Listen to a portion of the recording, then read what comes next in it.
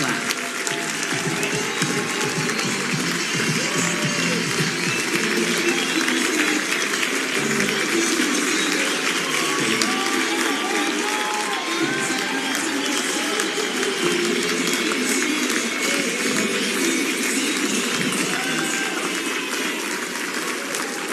Thanks for being here. You bet. All right, guys, let's take a seat.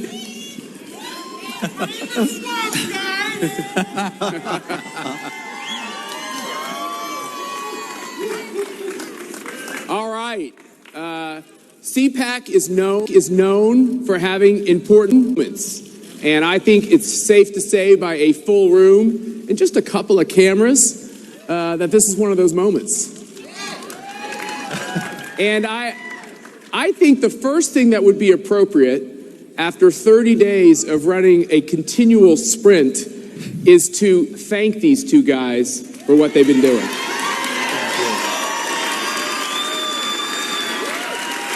Thank you. Thank you.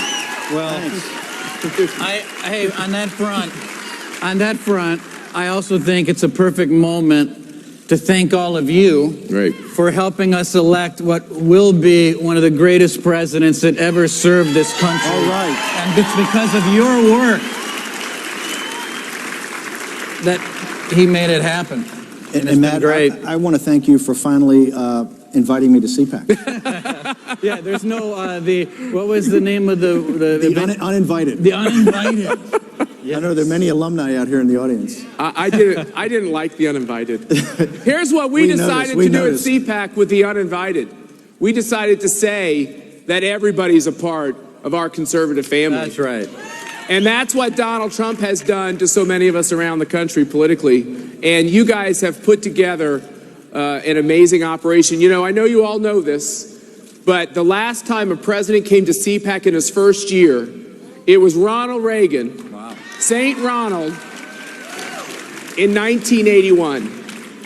And you've put together this, the president has put together the most conservative cabinet we've ever seen, according to our CPAC ratings. And I think a few of us are pretty happy about what looks like is going to happen on the Supreme Court, too. So it's, Now let me ask you two, I'm looking in the back of the room as well, but let me ask you two, we all read... Is that the opposition party? Yes, that is. Let me ask you two, we read a lot about you two. It's all good. But I bet not all of it's accurate. I bet there's some things that don't get written correctly. Let me ask each one of you, what's the biggest misconception about what's going on in the Donald Trump White House? Well, in regard to us two, I think the biggest misconception is everything that you're reading. We share an office suite together. We're basically together from 6:30 in the morning until about 11 o'clock at night. I have a little thing called the War Room. He has a fireplace with nice sofas. And it's actually something that you all have helped build, which is when you bring together, and what this election showed, and what President Trump showed, and let's not kid ourselves.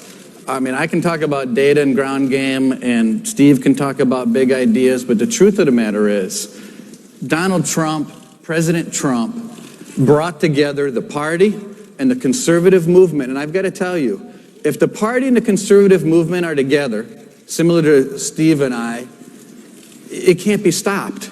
And President Trump was the one guy, he was the one person, and I can say it after overseeing 16 people kill each other.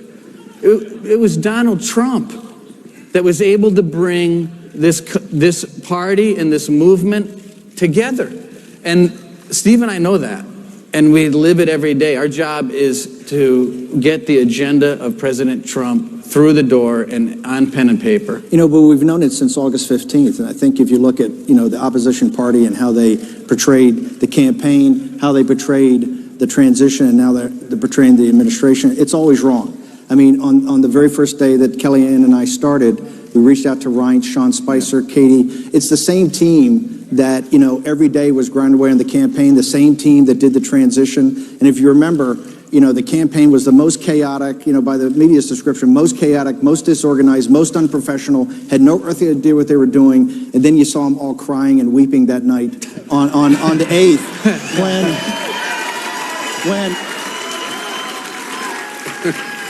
and the reason it worked is President Trump. I mean, Trump had those ideas, had that energy, had that vision that could galvanize a team around him of disparate. Look, we're a coalition. A lot of people think, have strong beliefs about different things, but we understand that you can come together to win. And we understood that from August 15th, and we never had a doubt, and Donald Trump never had a doubt that he was going to win. And I think that is the power of this movement. And on top of that, first of all, President Trump laid out his vision, was it 4 or 5 years ago here at CPAC? That's right. And it was that vision. It's nothing different. If you go back and watch the tape of President Trump 4 or 5 years ago, that was the Trump agenda. One of the things I used to say all the time, and Governor Walker and everyone gets sick of me saying it, but I think that President Trump found it, which was what this country, what all of us were starving for the whole time, because we're so sick of politics and politicians. In spite of the fact that we love being here, we actually hate politics, but what we were starving for was somebody real, somebody genuine, somebody that was actually who he said he was. And the media attacked us on the campaign. Remember, attacked me, oh, you can't spend the money on Trump, go give it to the Senate. Attacked us on the transition. President Trump put in the best cabinet in the history of cabinets, I think. Now, I feed ridiculous stories, and all we do every day, and all President Trump does every day, is hit his agenda every single day. Whether it's TPP, whether it's deregulation, whether it's Neil Gorsuch, whatever it is, his promise is coming through every day. He's even leaving bathrooms alone. That's kind of a nice, refreshing thing for a lot of people as well. We happen to think it's a state issue. Of course. But I think let's go back to that point that Reince made for a second. President Trump, when he was running, he made and this is the other thing that the mainstream media or opposition party never caught, is that if you want to see the Trump agenda, it's very simple. It was all in the speeches. He went around to these rallies, but those speeches had tremendous amount of content in them, right? I happen to believe, and I think many others do, he's probably the greatest public speaker in those large arenas since William Jennings Bryan. This was galvanizing. Remember, we didn't have any money. Hillary Clinton, these guys had over $2 billion. We had a couple of $100 million. It was those rallies and those speeches.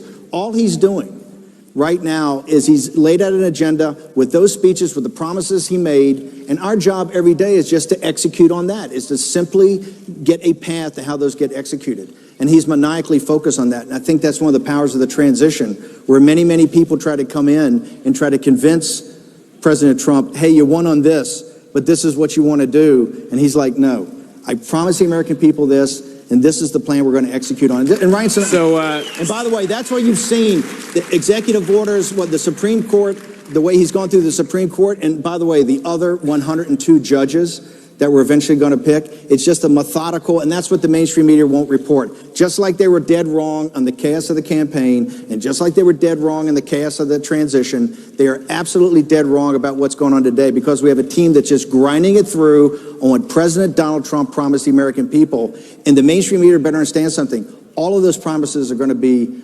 implemented. That's awesome. It's been a...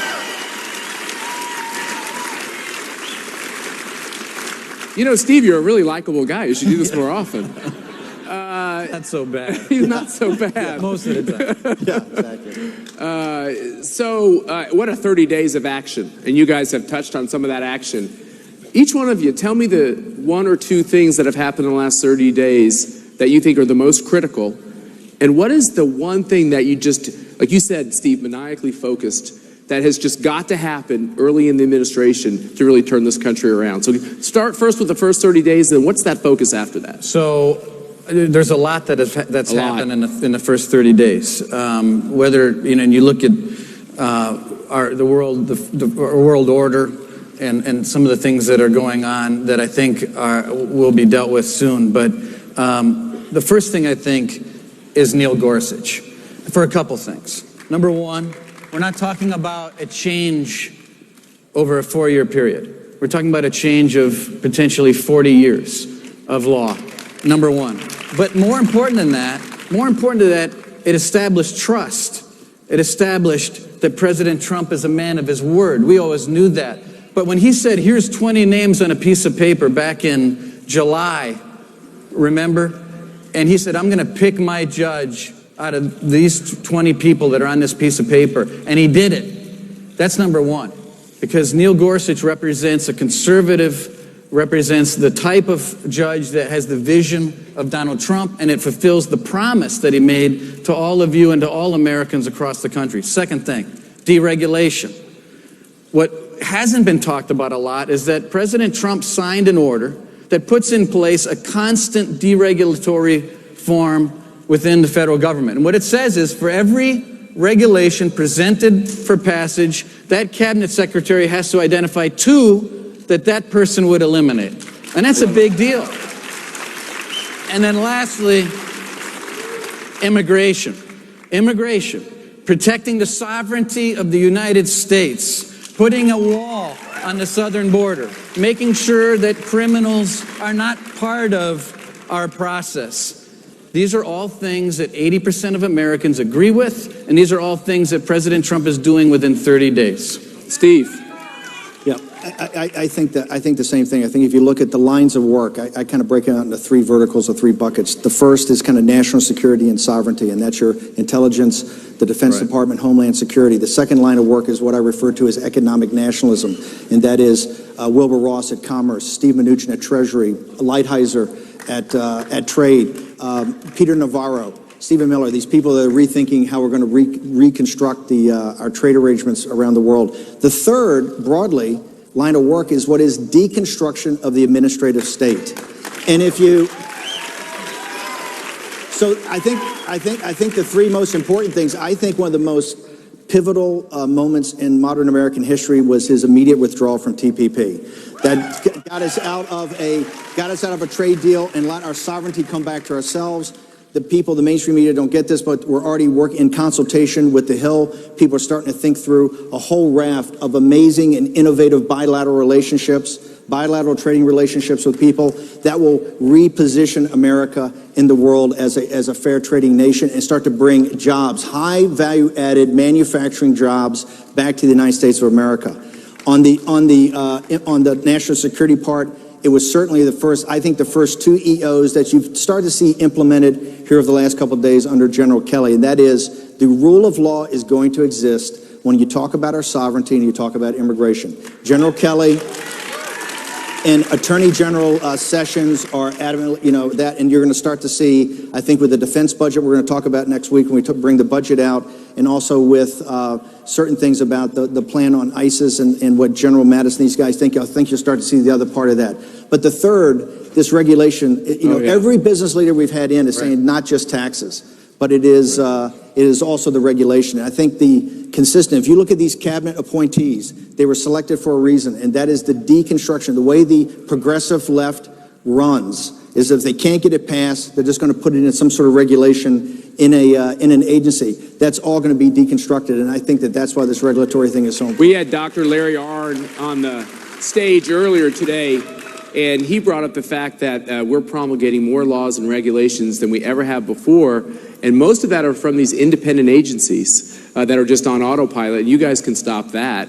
And also coming from the federal bunch, as conservatives, we know that a lot of times we fight out the political wars over issues we care about, and then all of a sudden, liberals on the bench, like a lightning bolt out of the sky, just change things. Right. And so what you guys are saying about changing that order is amazing. We all consume a lot of news. We watch and read a lot of things. There's been a great democratization in news. People get their news now from literally hundreds and thousands of sites. What would each of you say?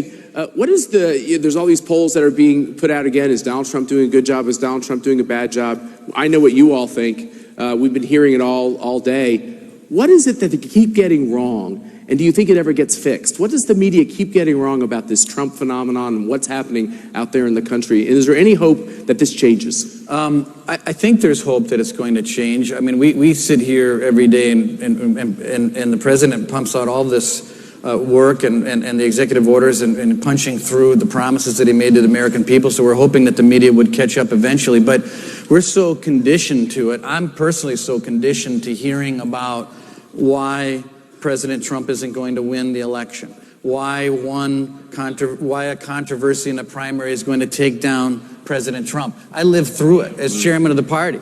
And it really hit me because it was maybe the summer of 2015. And you remember the media was constantly pounding President Trump. And the polling kept getting better and better and better for President Trump.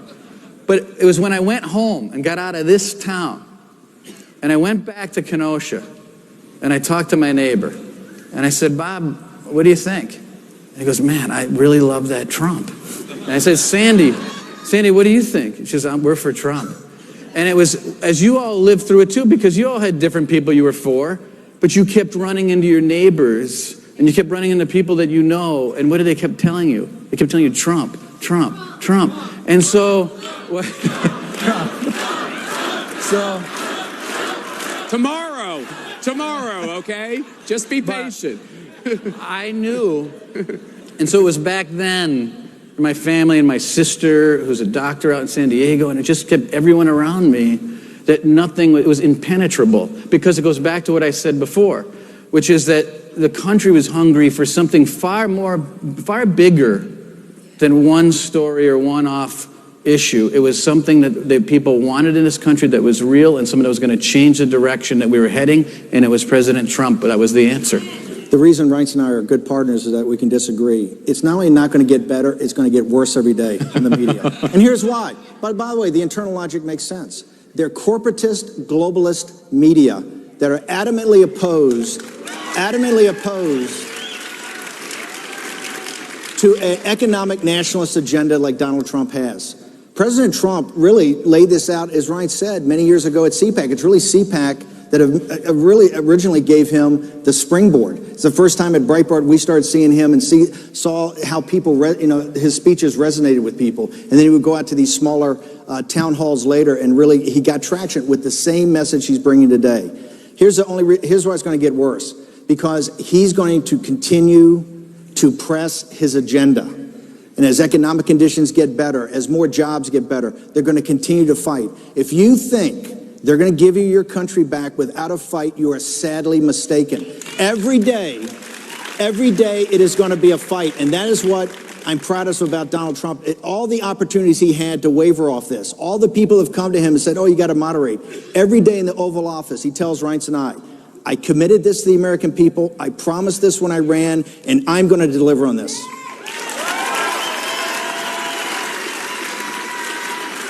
How novel. Yeah. How interesting. I remember I was being asked by some reporters, they're like, why is Trump doing X, Y, or Z? And I said, because he said he would do it on the campaign trail.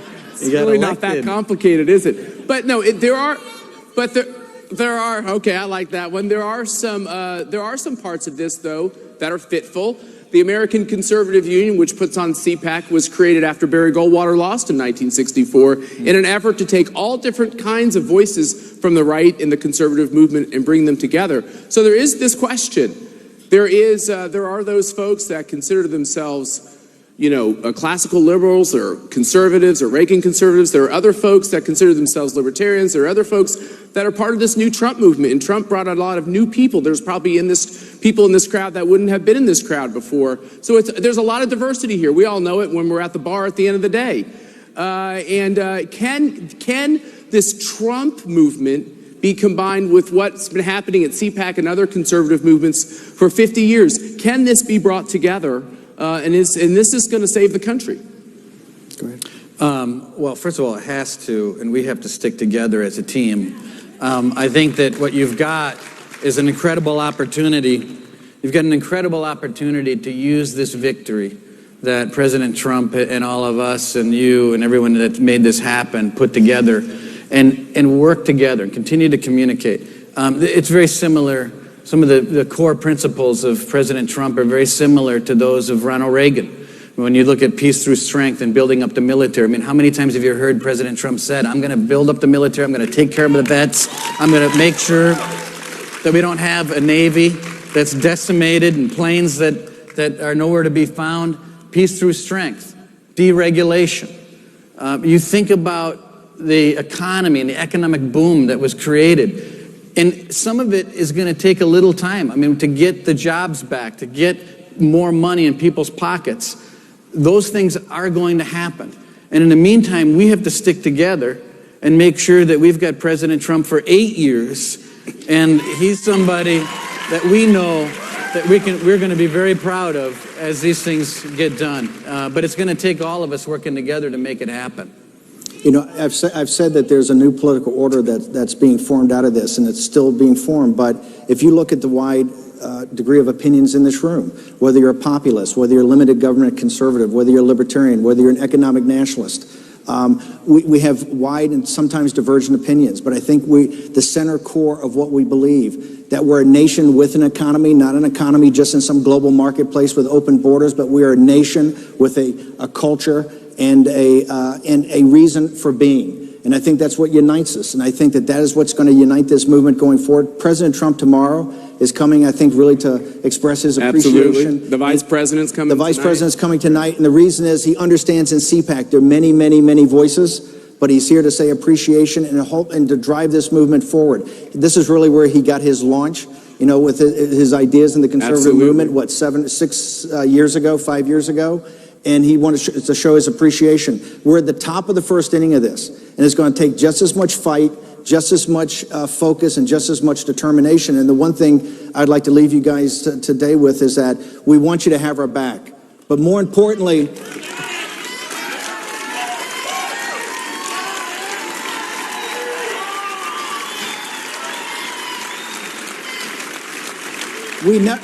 by the way, President Trump, we never did that for a second, but also, and more importantly, hold us accountable. Hold us accountable to what we promised. Hold us accountable for delivering on what we promised. Let me just ask, as we close this out, it's time for, you guys have been so kind of kumbaya here. It's kind of time for a little bit of a group hug. Let me ask you, okay, I'm sorry, I'm going to do the Barbara Walters thing for those of you who remember Barbara Walters. Let me ask you, you've worked really closely with Steve. Right. You say your offices, I know what two offices they are really close to each other. What do you like the most about him? Hold on, let him think. I love how many collars he wears. Interesting look. One thing, we're different, but we're very similar, is that I think that he is very dogged in making sure that every day the promises that President Trump has made are the promises that we're working on every day, number one. Number two, he's incredibly loyal. And number three, which I think is a really important quality as we are working together to see to it that President Trump's vision is enacted, is that he's extremely consistent. That, as you can imagine, there are many things hitting the president's ear and desk every day. Different things that come to the president that want to move him off of his agenda. And Steve is very consistent and very loyal to the agenda and is a presence that I think is very important to have in the White House. And I consider him, and secondly, and a very dear friend, and someone that I work with every second of the day, and actually I cherish his friendship. Yeah, I can run a little hot on occasions, and Reince is indefatigable. I mean, it's low key, but it's determination. The thing I respect most, and the only way this thing works, is Reince is always kind of steady. He's got Katie and some other people around him. It's very steady. But his job is by far one of the toughest jobs I've ever seen in my life. To make it run every day, to make the trains, and you only see the surface. What's going on underneath and planning what's 3 weeks down the road to the degree that we're planning it, of all these EOs and legislation and, whether it's the tax reform bill. Reince is indefatigable in saying, we got to drive this forward, And I think it's one of the reasons we have such a, and by the way, this started back in August. Yeah. When we had this campaign, we were outgunned, outmanned, outspent, and it was because President Trump had a message, he had this charisma, and he had people like here at CPAC, and we just put our heads down, and Reince has been unwavering since the very first moment I met him. Well, it's a great honor to have you both here. I think the best thing we could do is to let these two guys get back to work. What do you think? Right. Thanks for being here. Thank you, Matt. Yeah. That's great. Thank you.